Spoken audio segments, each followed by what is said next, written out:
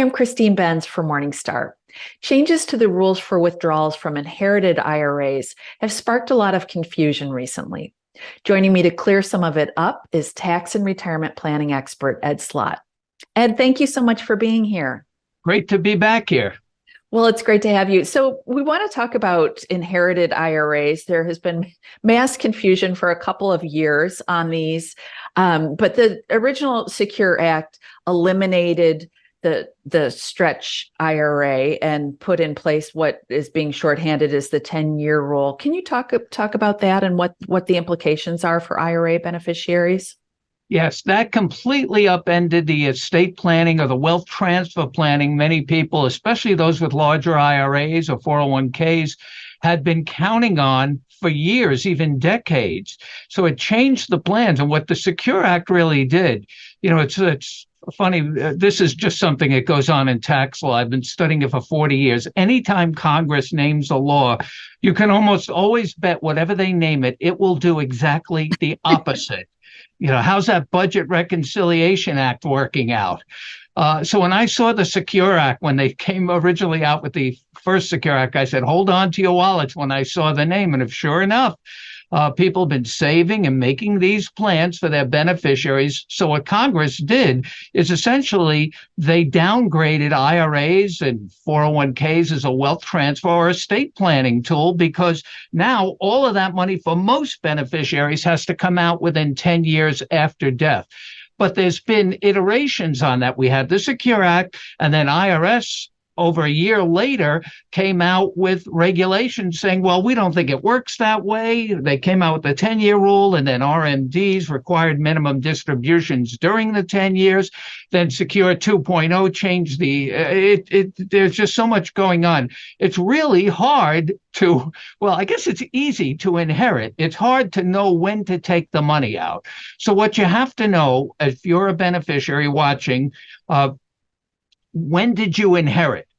Meaning before the Secure Act or after the Secure Act. So that would be before 2020. If you're watching this and you inherited in 2019 or earlier, you get grandfathered by the old rules.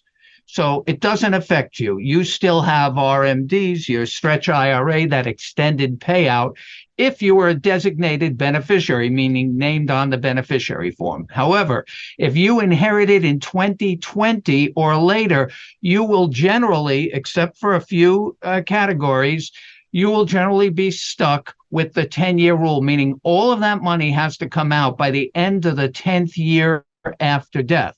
Now, if you're subject to that rule, there's another subset of rules you have to know. So first you had to know if you're affected by the Secure Act, if you inherited 2020 or later. And if the answer to that is yes, I sound like one of those computer things. If yes, I forget what I call those diagrams with the different shapes, If yes, if you inherited in 2020 or later, then you have to ask yourself another question. When did the person I inherited from, probably mom or grandpa, when did they die? Did they reach their required beginning date, RBD? Did they already begin taking RMDs? Or did they die before they began taking RMDs? Now, that makes a difference, because the IRS in their regulations came out and said, when the Secure Act was so ambiguous on this point, we thought it wasn't. I thought it was a straight 10-year rule. We talked about that when the Secure Act came out, but apparently not. IRS said, well, if the IRA owner, mom or dad, like I said, had already begun taking RMDs, they cannot be stopped. The best way to explain this is in the IRS language, they feel that once RMDs, the faucet, like a water faucet, has been turned on, it can't be turned off. So if mom or dad, the deceased IRA owner, began taking RMDs, they cannot stop. You as the beneficiary have to continue taking RMDs through years 1 through 9 of this 10-year rule. And still, at the end of the 10 years, everything has to come out. Now, another complication, well, How do you calculate those years 1 through 9 RMDs?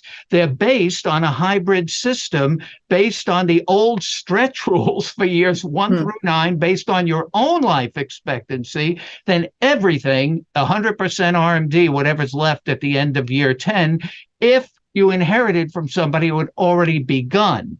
If you inherited from somebody who died, say, before age 73 that hadn't begun yet, then you don't have to take any RMDs for years 1 through 9. You can wait it out and take the whole thing out at the end of year 10.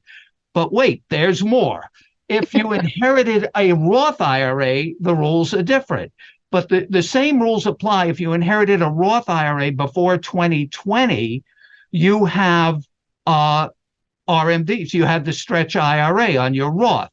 If you're subject to the Secure Act, if you inherited in 2020 or later, inheriting a Roth, then doesn't matter when the person you inherited that Roth from died, even if they lived till 99 years old, you still get to treat it as if they died before beginning RMDs, because Roth IRAs have no lifetime RMDs. So that's a big benefit for Roth IRA beneficiaries. They can hold on to the IRA, inherited IRA, for the full 10 years. They don't have to take anything unless they want to, and it can growing income tax-free, that accumulation for the full 10 years. And at the end of the 10th year, all of that money does have to come out, but it'll all be tax-free. Now, this got so complicated, IRS said, well, back to those people subject to the 10-year rule. And they did this last year too. Don't worry about it this year. We know it's complicated. Most financial advisors are unsure of the rules.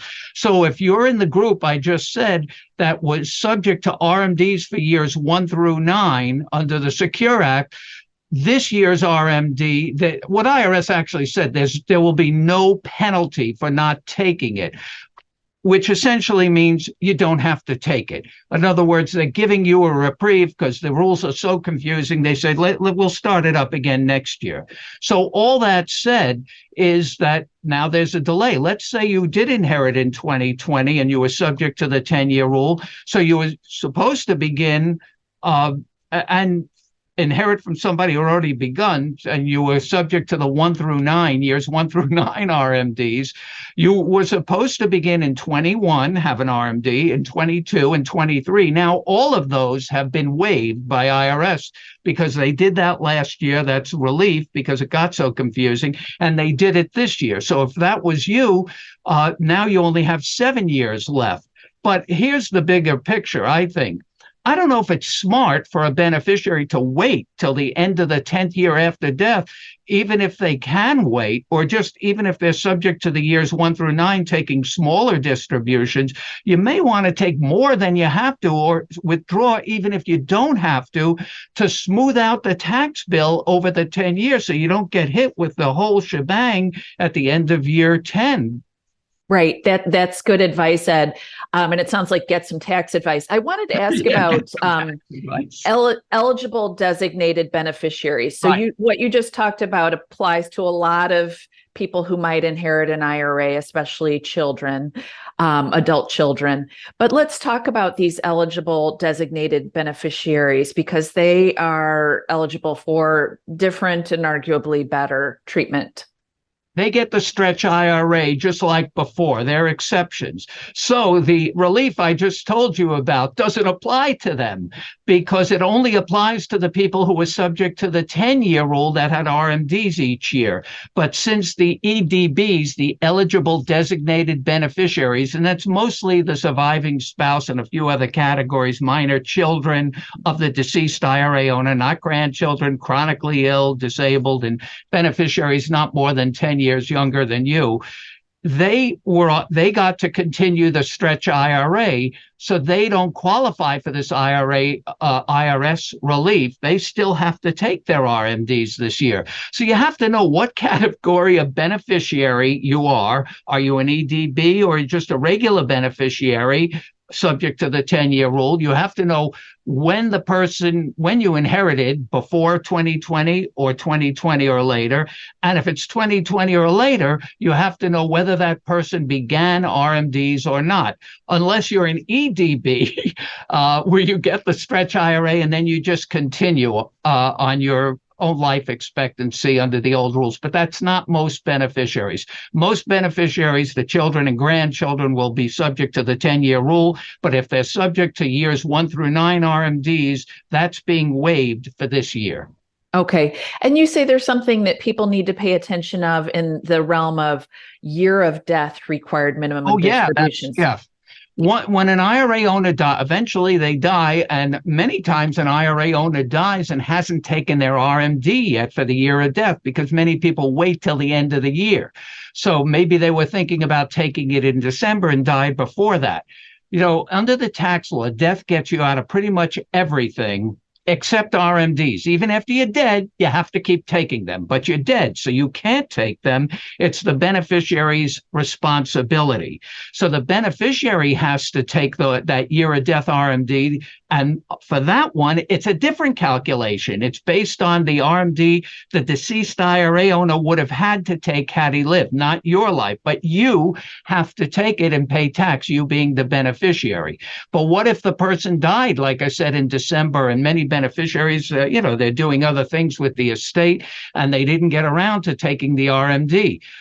There's good relief on this one. In this case, under new rules, the beneficiary won't get penalized if they can't get that year of death out, RMD out by the end of the year. They actually now have until their own tax return due date plus extensions for that year to get that RMD taken, the year of death RMD taken. But since we already talked about the 10-year rule, this has nothing to do with the 10-year rule. This is separate. This is the RMD, the year of death RMD that the deceased IRA owner didn't take because they died. This has nothing to do with everything I just said on the 10-year rule. So taking all of this together, you're looking at me like a deer in a headlight, and that's what every beneficiary, can you imagine how beneficiaries are going to figure this out? No, I can't. And I appreciate you being here to clear this up. It seems like there is mass confusion about this. We've been getting a lot of questions about it. So thank you so much for being here, Ed. I think you made it a lot clearer. I tried. Thanks for watching. I'm Christine Benz for Morningstar.